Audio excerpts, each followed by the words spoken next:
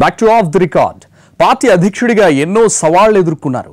లౌక్యంతో అందరినీ సముదాయిస్తూ వచ్చారు. 10 ఏళ్లు మంత్రిగా ఉన్నారు. 4 దశాబ్దాల రాజకీయ అనుభవాన్ని కూడగట్టుకున్నారు. కానీ ఇన్ని ప్రత్యేకతలున్న ఆ నాయకుడు ఇంట్లో మాత్రం గుటకలు మింగుతున్నారు. కోడలని సముదాయించలేక కింద మీద పడుతున్నారు. ఇంతకీ ఎవరా నేత? ఏమా కథ? ఇంట గెలిచి రచ్చగలవమన్నారు. కానీ పీసీసీ అధ్యక్షుడిగా రాష్ట్ర పార్టీని నడిపించిన నాయకుడు ఇంట్లో తన వాదనను గట్టిగా వినిపించలేకపోతున్నారు. సొంతింటి కుంపటిని ఆర్పేదెరాగో తెలియక తల పట్టుకుంటున్నారు. Ponnala Lakshmaiah senior leader. 4 ముఖ్యమంత్రుల దగ్గర 10 ఏళ్ల పాటు మంత్రిగా పనిచేశారు. ఆయన అనుభవానికి తగ్గట్టుగానే 2014 ఎన్నికలకు ముందు కాంగ్రెస్ పార్టీ తెలంగాణ పీసీసీ అధ్యక్షుడిని చేసింది. కాలం కలిసొస్తే ముఖ్యమంత్రినవుతారని కూడా లెక్కలేసుకున్నారు. ఎప్పుడూ సీరియస్ గా ఉండకుండా జాలీగా రాజకీయాలు నడిపించారు. ఇవన్నీ బయట ప్రపంచానికి కనిపిస్తున్న పొన్నాల వారి పాలిటిక్స్. కానీ పాపం ఇంట్లో మాత్రం ఆయన నలిగిపోతున్నారట. తన గోడును ఎవరికీ చెప్పుకోలేకపోతున్నారట.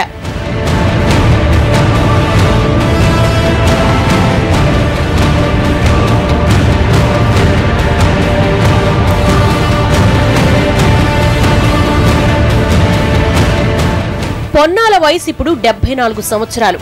2019 ఎన్నికల నాటికి మరో 2 కలిపితే 76 ఏళ్లొస్తాయి. 1984 నుంచి గ్యాప్ లేకుండా జనగామ నుంచి పోటీ చేస్తూ వస్తున్నారు. 7 సార్లు పోటీ చేసి 3 సార్లు గెలిచిన పొన్నాల దాదాపు 40 ఏళ్లుగా రాజకీయ జీవితంలో ఉన్నారు. అయితే ఉన్నట్లుండి పొన్నాలకు ఇంటిపోరు మరీ ముదురుతోందట. సాధారణంగా కొడుకులుండి వారసత్వానికి పోటీ పడితే ఆ లెక్క వేరు. కానీ పొన్నాలకి కోడల నుంచి సమస్య ఎదురవుతోందట. వచ్చే ఎన్నికల్లో జనగామ నుంచి మీరో నేనో ఒక్కరే పోటీ చేయాలని కోడలు ఖచ్చితంగా చెబుతోందట.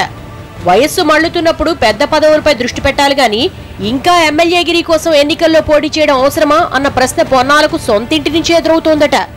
ముందుగానే వారసురాలిగా అధికారికంగా ప్రకటించాలని అల్టిమేటం ఇస్తున్న కోడలు, లేకుంటే 2019లో తన దారి తాను చూసుకుంటారని మొండికేస్తూ ఉండడంతో ఇంటి పోరు ఇంతింత కాదయా అని పొన్నాల కక్కలేక మింగలేక సతమతమవుతున్నారని సమాచారం.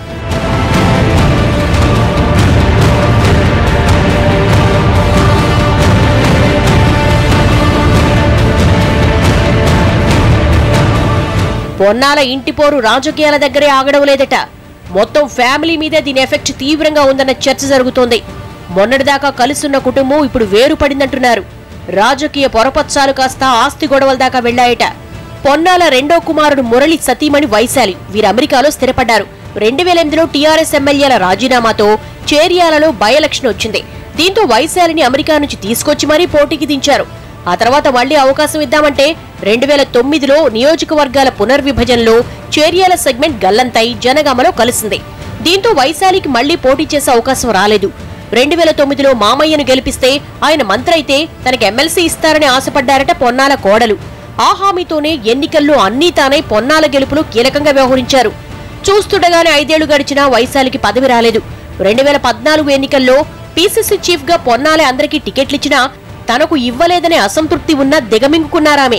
పొన్నాల ఎంపీగా పోటీ చేసి జనగామ నుంచి తనకు అవకాశం ఇస్తారని, లేదంటే భువనగిరి ఎంపీ స్థానం నుంచి పోటీ చేసే అవకాశం వస్తుందని ఆశించినా మళ్లీ నిరాశ ఎదురైంది ఆమెకి. పార్టీ అధికారంలోకొచ్చి అదృష్టం కలిసొచ్చి సీఎం అయితే భవిష్యత్తు తమదేనని పొన్నాల చెప్పడంతో 2014 ఎన్నికల్లోనూ వైశాలి ఆయన కోసం ప్రచారం చేశారు. పార్టీ అధికారంలోకి రాకపోగా వచ్చే ఎన్నికలకు మళ్లీ పొన్నాల సిద్ధమవుతూ ఉండడంతో తన పరిస్థితి ఏమిటో తేల్చాలని కోడలు గట్టిగానే పట్టుబడుతోందట. 2019లో తన పరిస్థితి ఏంటో ఇప్పుడే తేల్చాలని కోడలు మొండికేయడంతో పొన్నాల ఏటూ తేల్చుకోలేకపోతున్నారట. ఇండియాకు తిరిగొచ్చి 20 ఏళ్లైనా చిన్న పదవైనా లేకపోగా లేనిపోని ఖర్చులేంటని పొన్నాల కోడలు భీష్మించు కూర్చున్నారట. ఢిల్లీ స్థాయి రాజకీయాలు చేయాల్సిన వయసులో నియోజకవర్గ రాజకీయాలు ఏమిటని ప్రశ్నిస్తూ ఉండడంతో టీపీసీసీ మాజీ చీఫ్ ఏమీ మాట్లాడలేకపోతున్నారని చెబుతున్నారు.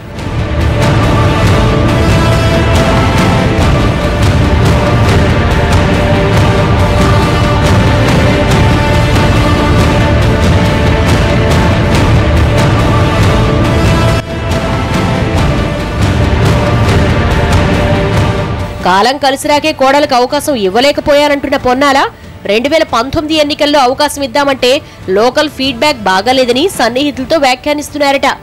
ఎప్పటికైనా తన రాజకీయ వారసురాలు వైశాలినేనని పొన్నాల సెలవిస్తున్నా కోడలు ఈ ఓదార్పు మాటలు వినేందుకు సిద్ధంగా లేదు అంటున్నారు. ఈ ఒక్కసారి సహకరించాలని మామయ్య కోరుతున్నా కోడలు మాత్రం ససేమిరా అంటున్నారట. చివరకు పొన్నాల రాజకీయాన్ని వారసత్వంగా ఇస్తారా లేక కోడలే బలవంతంగానైనా తీసుకుంటారా?